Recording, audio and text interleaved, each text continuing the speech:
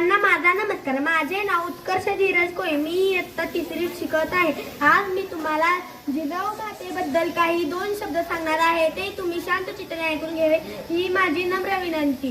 आदरणीय व्यासपीठावरील गुरुजन वर्ग आणि माझ्या बालमित्र मैत्रिणींनो, मी आज तुम्हाला जिजाऊ माता यांच्या जीवनाविषयी काही शब्द सांगणार आहे. ते तुम्ही शांत चित्ताने ऐकून घ्यावे ही माझी नम्र विनंती.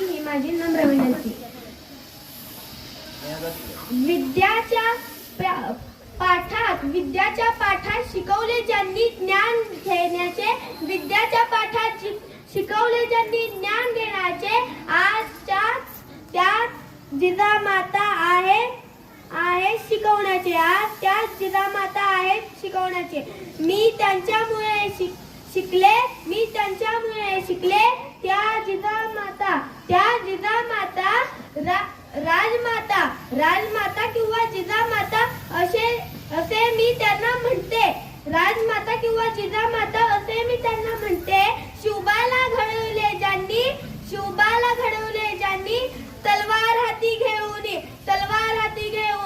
वार करायला शिकवले.